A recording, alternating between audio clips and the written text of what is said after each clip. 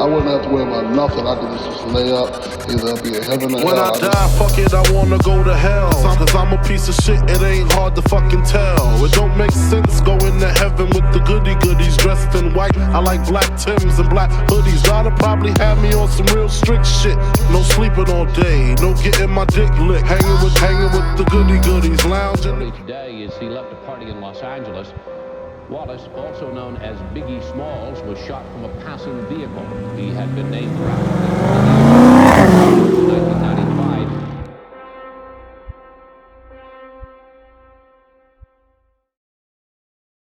What's up, guys? Welcome back to the channel. Everyone's having a fantastic day. So, as you guys can tell, we're finally reviewing one of the cars that I've referenced quite a lot on the channel. If you guys watched the last review I did, which was on a 2008 Mazda Speed 3, you guys know we covered a lot about Michael's other car, his 2018 Dodge Charger Scat Pack. So, like I said before, Michael's whole car world has gone through a lot. There's actually a really nice Coyote over here, 1112 GT. Anyway, we talked about this car a lot. What's sad is Michael's had this car for ever since it was about brand new. And we're just now covering it on the channel for a review. This is probably, I think, the longest you've ever owned a car. Yeah. Because I think you only had the Jeep for, what, give or take about a year or two? The Jeep? Oh, I don't know. I had that thing pretty long, though. So yeah, maybe not the longest. Second longest, though, for sure. Because if you guys didn't know Michael's whole car history, let's go through everything from top to bottom. If you guys have watched any other videos on him, you'll know the entire history. 2000 Jeep Grand Cherokee. Yeah, he had a 2000 Jeep Grand Cherokee, which 14 Taurus. Yeah, which we'll go through some of the mods. The Jeep had a full blackout, custom headlights, all that stuff. He's getting it. The Jeep. Yeah. I guess that's one way to start a review. I wonder if that was even visible. If it wasn't visible, it was hearable, that's for sure. It was audible. But the Jeep had a full blackout, had 20-inch rims on it, much like the truck did, or does, excuse me. Had Flowmaster Super 44, it had an intake. I mean, it was a pretty good little car, and it had 120,000 miles, which was kind of a rarity, still is today. Yeah, I bought it with 116, sold it with 130 something. Yeah, so Michael didn't really put a whole lot of miles on the Jeep, and the Jeep didn't really have a lot of miles in itself. Which car are you talking about? The Grand Cherokee. Oh, oops. No, that was the Taurus. The Taurus had 116. Yeah. The Taurus actually had a lot of miles for its year at the time. 14. Because you got it 2017, right after we graduated high school. So I guess we'll move to the Taurus. The Taurus had a lot more work done to the Jeep. It was a lot faster than the Jeep. My most modded vehicle. And it was extremely comfortable. It was literally the best of all worlds. The only thing is it wasn't fast in a straight line, and I think that's probably the biggest reason why Michael switched to this car. This car was kind of a huge impulse buy. His mom was getting at the time a Challenger V6, yeah. And she was like, "Hey, do you want a car?" He was like, "Yeah, I want a car." So yeah, I want a Grand Cherokee SRT. That wasn't there. Yeah, that was the original move for Michael, and then he wound up by getting this car. So the Taurus was pretty much full bolt-on. It had everything but headers. Had a ported intake manifold from Super 6 Motorsports down in South Georgia, or Central Georgia, I guess you could really say. Mason. Yeah.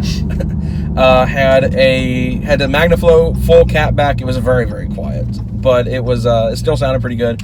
It was tuned by 5-star performance or motors. 5-star tuning. 5-star tuning. Yeah. Car made 260 wheels, somewhere in that ballpark. 249. 249? I thought it was 260. But, which was pretty good. It had a full trans tune on it. The thing was very quick for its size. For the motor it had. Yeah, for a naturally aspirated Cyclone V6. But anyway, that's not what you guys are here for. You guys are obviously here for this. Oh, that was a completely different video. I forgot what we were doing. In case you guys haven't watched the channel for any sort of time, I haven't watched Michael's channel. This is his 2018 Charger Scat Pack. Now, Dodge, in their infinite wisdom, has 1,000 different trim levels of the same car. The 392 can be found in the Scat Pack as the only engine option, the Daytona as one of 2 options, and the SRT, obviously, because this is the SRT 392. Yeah. Which was the replacement for the old SRT8 that the 6.1 and the 392 at one point. Yeah, that's weird. So the only difference is, according to Michael at least, is mainly suspension tuning. You said the SRT has magnetic ride and a bunch of other little things that make it different. Adaptive suspension. Yeah. What are the differences between this and the Daytona? Daytona is just a higher trim level. So the Daytona's above this? Huh. The 392 Daytona. Yeah, because the Daytona comes in 5.7 and 392. So Michael got this car in 2018 with 1,000 miles on the clock. It's now at 25,000 miles in 2 years. So if you guys don't know a lot about Scat Packs, stock horsepower makes 485 to the crank, and it's got an 8-speed ZF automatic, which is just a fantastic transmission all around. ZF is just notorious for making some of the best automatics they can. It's got, like I said, 392 cubic inch, 6.4 liters for people like me who don't really pay attention to cubic inches very much. Hemi V8. And this car's actually got a little bit done to it. I wouldn't say it's too much. It's definitely on the lighter end side for, like, especially out here. The Mopar community in the state of Georgia is massive, and there's no in between of either stock or extremely modified. And Michael's hit right in between. He's like the 1% of people that haven't gone too far overkill with their cars yet. So, Mike, would you like to go through your mods list for all of those? Because all of 3 things. Yeah, like I said, Michael does not have a whole lot done with this car. Got a handmade wicker bill. Yeah, that was like my most proud achievement, I think. Taillight tent.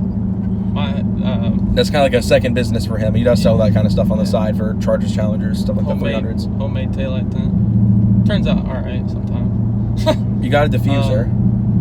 Yeah, the rear diffuser. I did put that on. The tune. The tune. Which is from Diablo Sport. Yes, it's a can tune.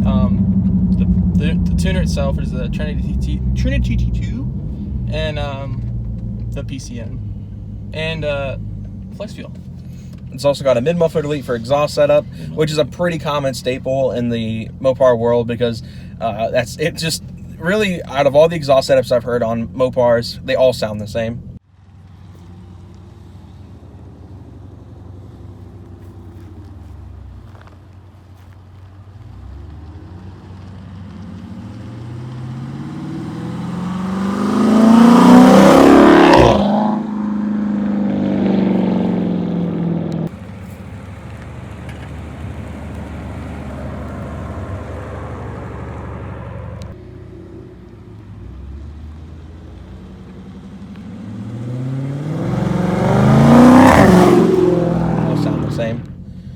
Regardless of whether you spend $1,000 on a Corsa Extreme or you go and spend $100 on the... Not entirely. There is some exhaust that completely change the sound of it. Yeah.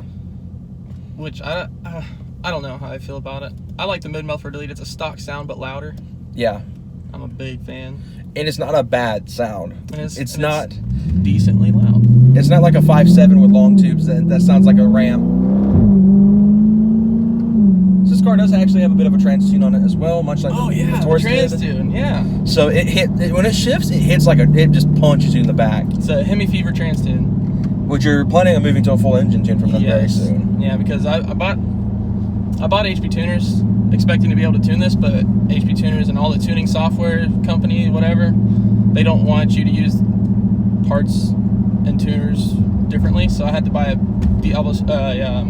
HP tuners PCM to tune this with the HP tuners device, and so I'm not doing that, so I'm just going to pay the $200 for Hemi Fever to do it. Yeah, and a lot of you guys know we had our own little kerfuffle with HP on our side of the things, on the roast tire side of things. We tried, since Michael had this stuff, we tried to see if they were willing to work with us on the truck, and they didn't want to play ball. So I've stuck with Brent's speed all this time, but that's not why you're here again. Pretty much, this car is the fastest car I've ever ridden in, and it's surprisingly not as terrifying as you would think. Now that it's also got wider tires on the back as well. I think you jumped up like 265, 275, 40, 20s. And those are Arturo tires. There's a Mazda speed up there. Hey. A white one. So the car is insanely predictable. It's not like it was in the 245s. On the 245s, from my experience riding it at least, it skated all over the road. It was always trying to kick the tail out in 245. So if you like... It still launches terribly with these tires. Yeah. But everything after that is pretty good. I mean, but if you feather the throttle right, I mean, it's pretty good launch. Yeah. And it's not quite as terrifying. Now, it's a lot more controllable, I guess is the better word to say. It's not predictable as much as it is controllable. I can only imagine a trans tune with the stock tires. You probably would have blown them off. And you junks every shift to be spun the thing out. Michael actually does. So fun fact: Michael used to daily this car.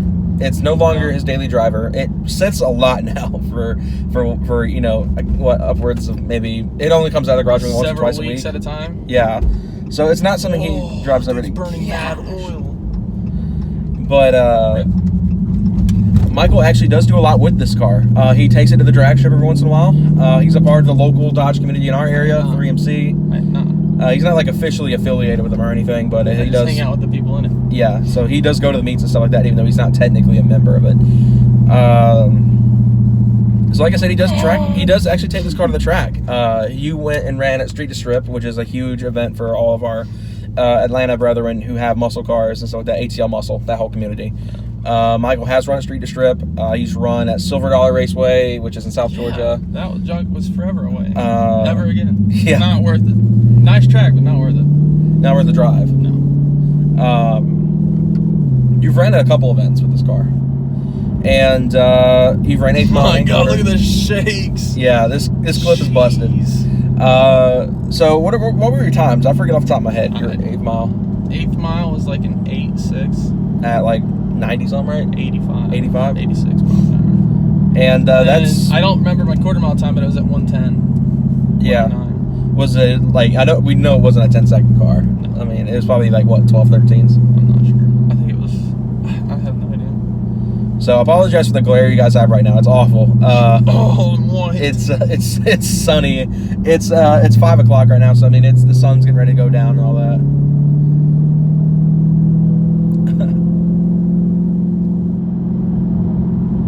So like I said, this car makes about, probably give or take, probably closer to 500 wheel.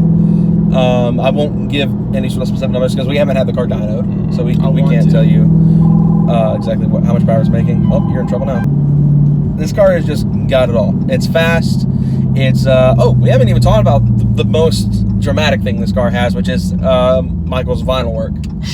Michael has done an extreme amount of vinyl work. I put on it. Hey, that's HF Doors. Hey. Hello, sir. He was breaking necks. He was like, but probably because he can beat me in a race.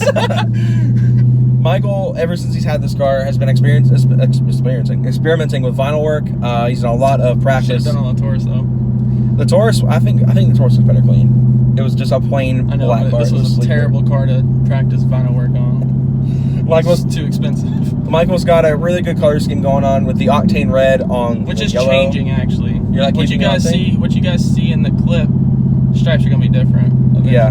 Michael's changing it pretty much to a octane red and black scheme with like a yellow kind of accent to it. Very small yellow accent, instead of like a vibrant like honeycomb. Yeah, bumblebee looking thing. This car kind of like has a lot that makes it stand out. It's very easy to find this car, and if you're local to us at least, because of all the yellow and stuff like that. Yeah. Michael's got a custom hood wrap that he actually did for a video with my channel back, not this past December, but the year before that. He got fender stripes that he made himself. He's got a sticker on the back that I really like that we just put on recently, SRT wannabe, which is a huge like meme because this car is pretty much an SRT 392 just with some without features the took out. suspension And leather and of course the seats trim and- level's a little higher. You get more features like heated seats on the base model of the SRTs, but and stuff like leather and like what was it, blind spot monitoring and a couple other things that the SRT yeah, but I think 392 that has. stuff's optional. But this car's got a whole lot of just crazy. I wouldn't say it's bad. I wouldn't say it's an ugly thing. It's definitely, you know, Michael's signature. It makes the car different, easy to find and figure out that it's his. This thing just has the perfect setup, and it's also got some carbon fiber work like on the steering wheel. Oh, he does actually have the taser as well. That's something we also didn't bring up. I forgot about that. Because now I have track mode and stuff. Yeah, he's got pretty much the majority of the features the 392 has. Well, that was another thing that SRTs did get was the like track mode and stuff. Yeah. Which track mode, coming from track mode or from the stock Scat Pack pages, which came with like a sport mode only, like as the highest level. Now there's track mode. The track mode by itself increased your shifting. Yeah. You know, all the feel of the car. So it made it even that much better. The sad part is that little shortcut didn't really work too well. That kid was like, "Oh, what's up, man?" Oh, the light changed already. Yeah, this light doesn't change. Wow. So I guess we're gonna get ready to wrap things up here. If you guys enjoyed this video, be sure to like, subscribe for more content coming soon. Obviously this car is not done. Much like the Mazda, it's a work in progress. Be sure to go follow Michael's Instagram page. I'll put it on screen for you guys if I haven't already, and his YouTube channel, which I've probably already put on screen at some point or another. Be sure to go check all those pages out. Hope you guys enjoyed this video. We'll see you guys next time. Have a good one, everyone.